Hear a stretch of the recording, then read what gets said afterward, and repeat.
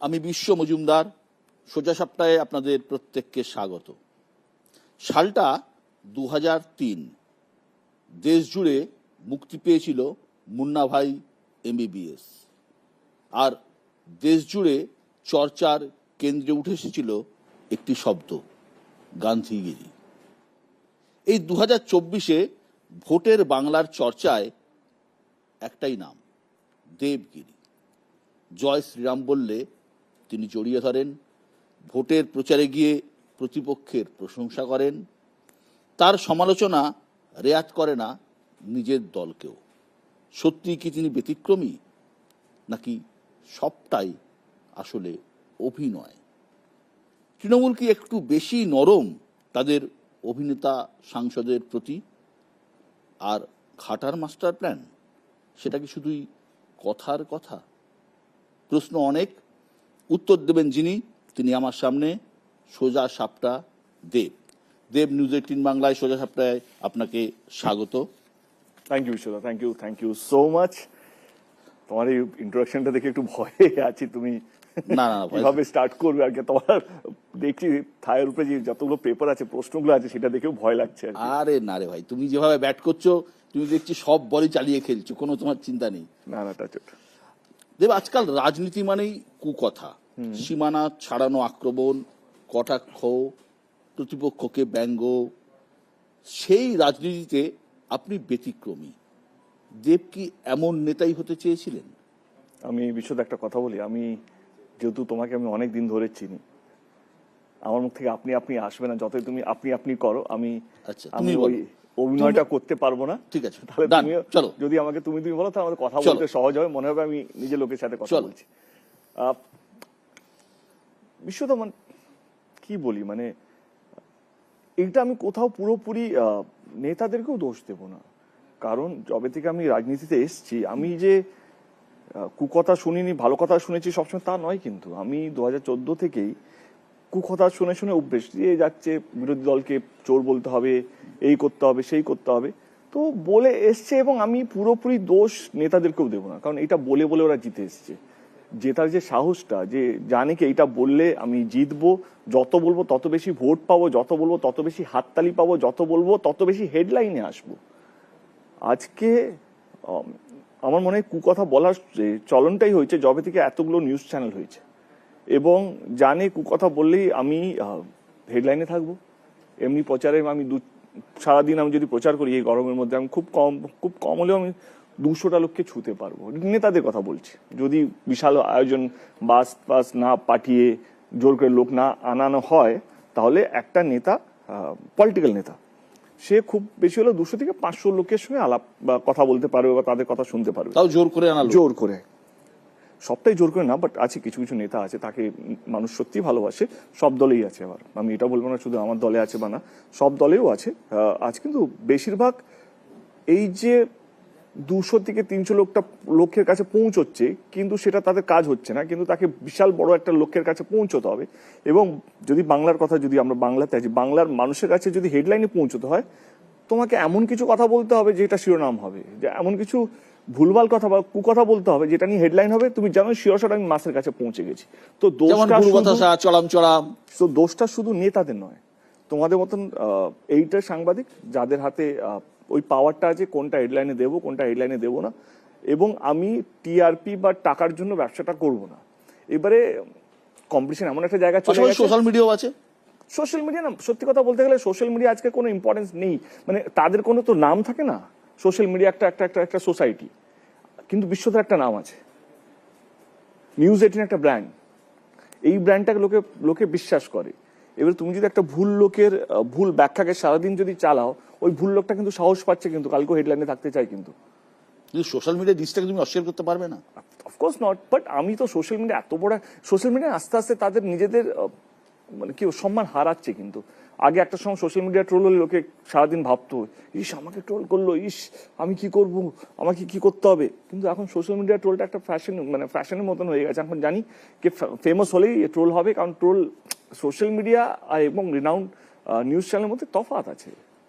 Social মিডিয়াকে আমরা counter করতে পারবো না, সোশ্যাল মিডিয়া যত দিন যাচ্ছে এত খারাপ হচ্ছে।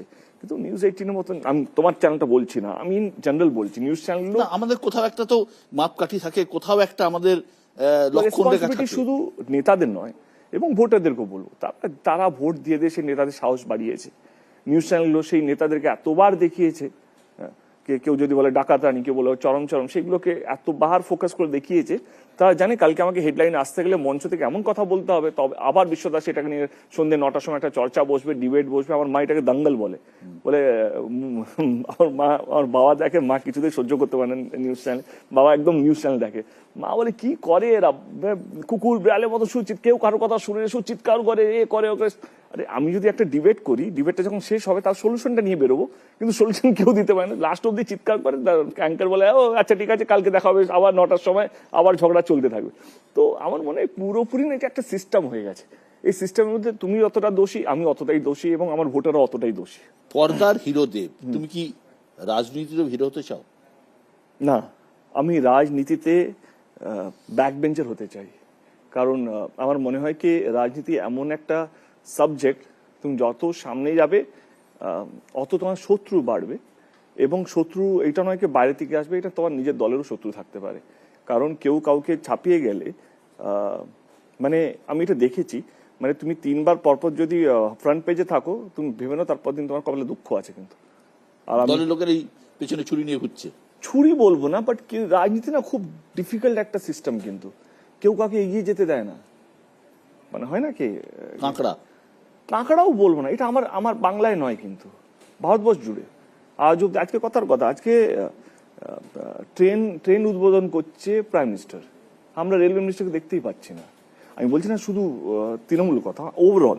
আর এটা কাউকে দোষও দিচ্ছি না, আমাদের সিস্টেমটা তাই হয়ে গেছে। আজকে হসপিটাল যদি উদ্বোধন করে, প্রাইম মিনিস্টার নাম বলতে চাই, এবারে অনেকজন প্রশ্ন কেন আমি প্রাইম মিনিস্টারকে টার্গেট, এটা প্রাইম মিনিস্টারকে টার্গেট করছি না, এটা আমাদের দেশের সিস্টেমটাকে টার্গেট করছি। কে আজকে যদি একটা হসপিটাল উদ্বোধন হয়, সেখানে কিন্তু আমরা হেলথ মিনিস্টারকে দেখতে পাই না, দেখতে পাই কাকে?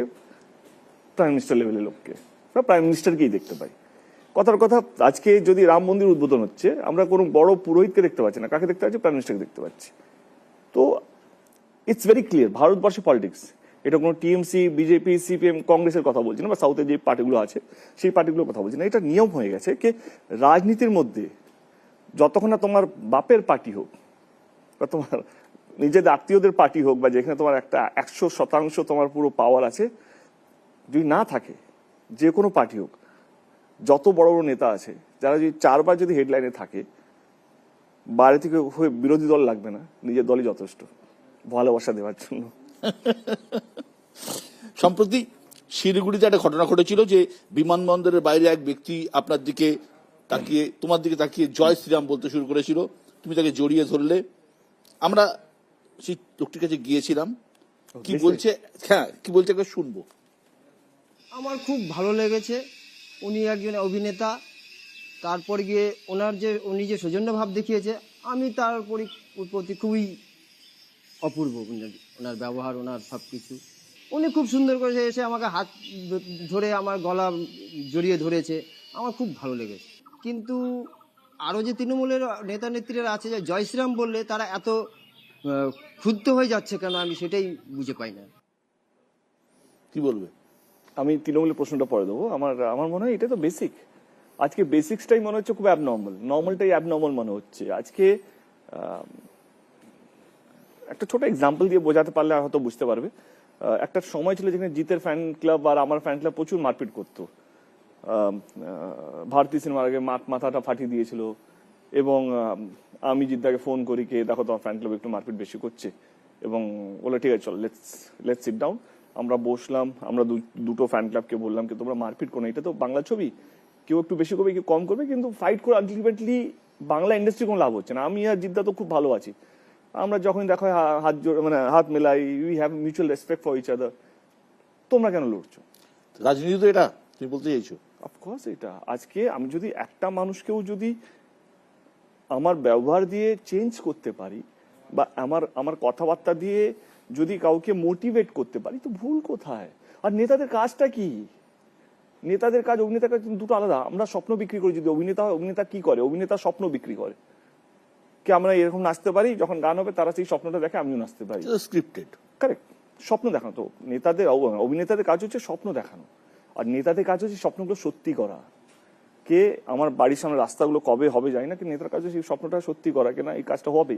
নেতাদের কাজ হচ্ছে মানুষকে বাঁচিয়ে রাখা, নেতাদের কাজ হচ্ছে মানুষকে ঠিক রাস্তায় নিয়ে যাওয়া, নেতাদের কাজ হচ্ছে এই যে সোসাইটির মধ্যে যে যত বিভ্রান্ত যে জিনিসগুলো হচ্ছে সেইগুলোকে মিটিয়ে সেই মানুষগুলোকে ওইখানে বাঁচিয়ে রাখা। কিন্তু আজকে নেতারা কি করছে? আজকে নেতারা যত বেশি স্লোগান তত বেশি কি বলে সাপ্রেশন, যত বেশি সাপ্রেশন তাদের তত বেশি লাভ। আজকে কেনই বা বলবে জয় শ্রীরাম? আমার প্রশ্ন হচ্ছে কেনই বা বলবে? ধর্মটা কি আমরা জয় শ্রীরাম বলে দুর্গা জয় মা দুর্গা জয় সারা বছর করি না? আমরা কালীমার ভক্ত, আমি নিজে তার মায়ের ভক্ত, জয় তারা বলে সারাক্ষণ করবো না। কিন্তু এই লোকটাকে এরকম ভাবে বোঝানো হয়েছে যে টিএমসি কে দেখলে জয় শ্রীরাম বলতে হবে, এখন টিএমসিরাও তাই করছে, বিজেপি কে দেখলে জয় বাংলা বলতে হবে।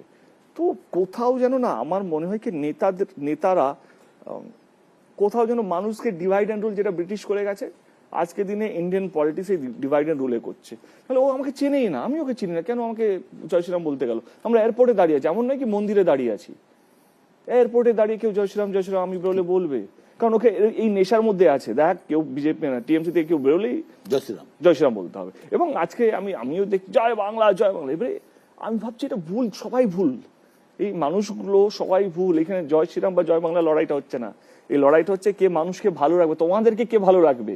কিন্তু তোমরা নিজেরাই তো ভালো থাকতে চাও না, কারণ তোমরা নিজেরা বুঝতে চাও না, কারণ তোমরা এমন একটা ধর্মের পার্টটা বুঝে নিয়েছো, এমন একটা পলিটিক্যাল পার্টিকে ভেবেছো এই আমার ভগবান, সেটা ভুল। সেই ভগবানটা কিন্তু তোমাদেরকে ইউজ করছে, অধিকারটা বুঝে নিতে পারছে না।